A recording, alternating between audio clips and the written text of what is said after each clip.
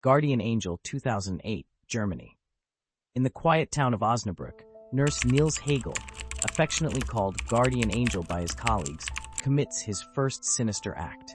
He administers a lethal dose of medicine to a patient, watching his agony in cold blood. Saved at the last moment by Hegel, the patient becomes the first on a list where dozens, if not hundreds, of people will later end up.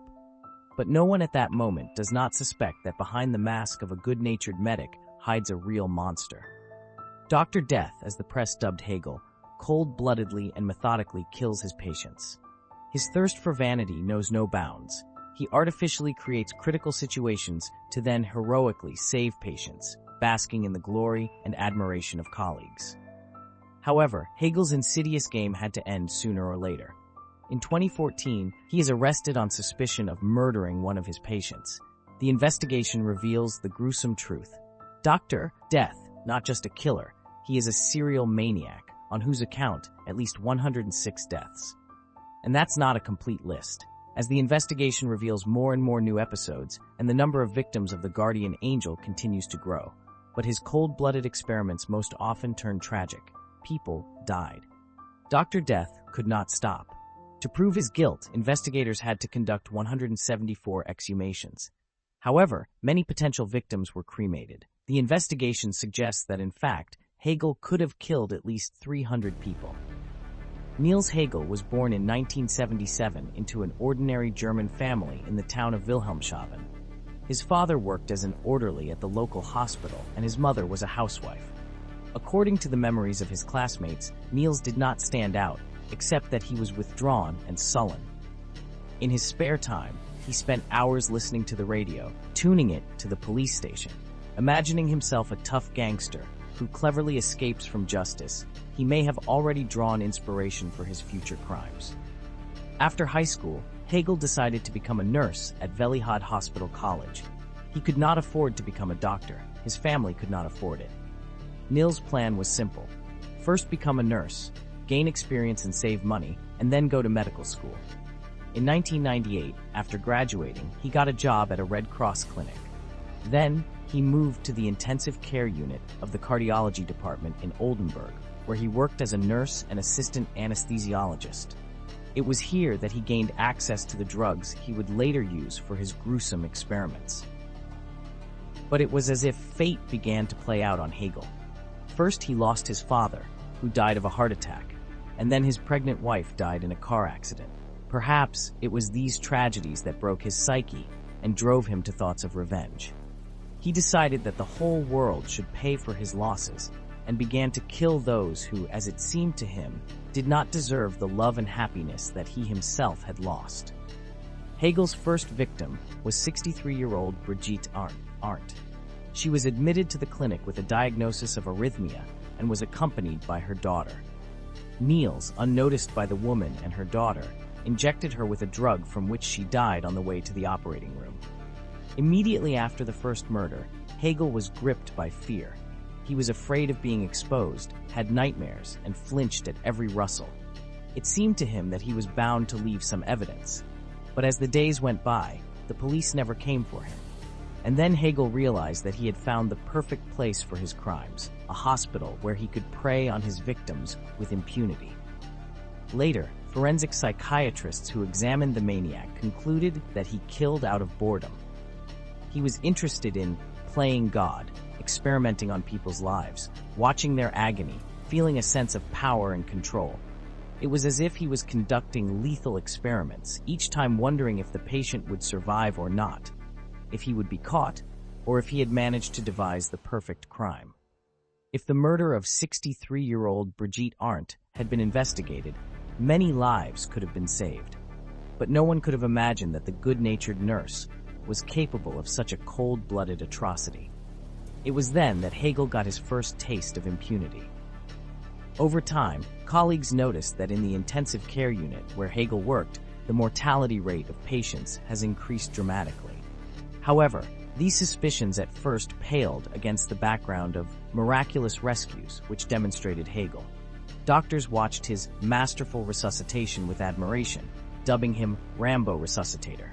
He was the only one who knew which drugs he administered to patients and how he miraculously saved them.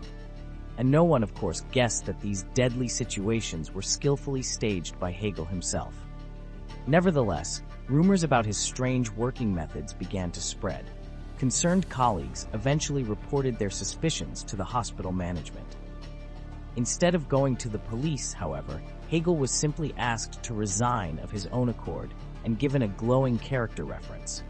And so, with this characterization in his pocket, he got a job at the Delmenhorst Hospital. Impressed by his recommendations, his new employers immediately hired him, not realizing what a monster they had let into their walls. The staff at the Oldenburg Hospital, unaware of Hegel's dark past, enthusiastically praised him to their new colleagues. The murderer had worked longer at Delmenhorst than at the previous hospital. His modus operandi remained the same. He chose elderly patients or those suffering from serious illnesses and injected them with lethal doses of powerful drugs, usually used for hypertension or arrhythmia. To cover his tracks, he would disable life support systems and heart rate and blood pressure monitors. Then he would simply wait for the victim to pass away. The drugs would cause a massive heart attack or even a heart attack. Patients would die, sometimes in the arms of Hegel, who would do his best to put on a show, pretending to fight for their lives. For a long time, he managed to go unpunished. This was despite the fact that of the 411 deaths recorded in the hospital during his tenure, 321 occurred on his shifts. His exposure came by accident. On June 24, 2005, a nurse at Delmenhorst City Hospital entered a patient's room and was surprised to find Hegel there. His presence in this room was not justified in any way. In addition, the nurse noticed that the life support systems had been turned off and that there were 4 empty ampoules of a drug that had not been administered to the patient on the table. Fearing for the patient's life, she took his blood for analysis. The results the next day were shocking. The patient's blood contained a dangerous concentration of a powerful heart drug. But by then, the patient he was leaning over was already dead.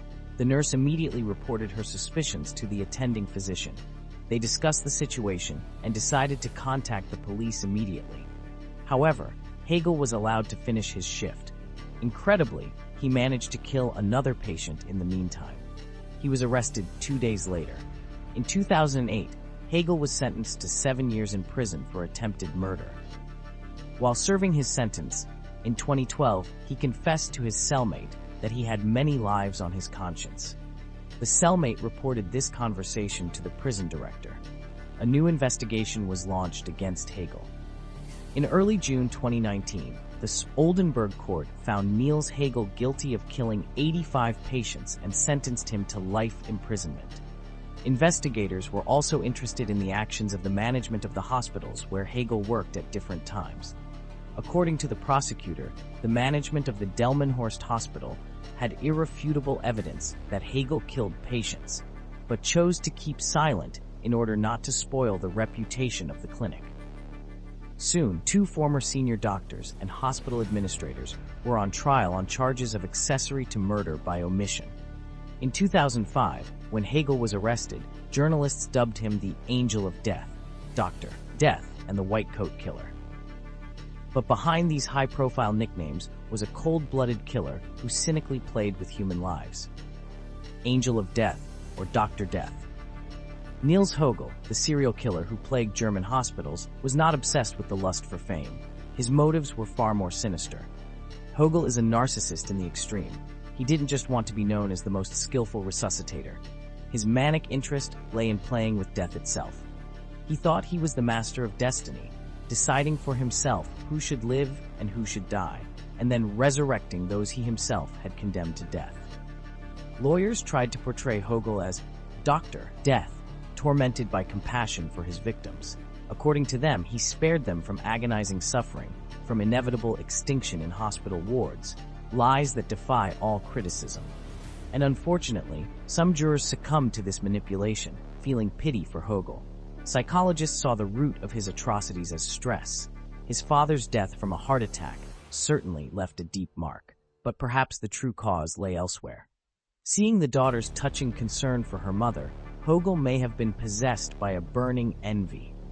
Why is it that they have everything, and I have only poverty, pain, and suffering? An inner voice tormented him. But in time, the thirst for revenge faded, leaving only emptiness and apathy. It was out of this boredom that Hegel began his experiments. He was curious whether the next lethal dose of medicine would work, whether he would manage to pull off another flawless murder. Many more shocking details of this chilling story await us.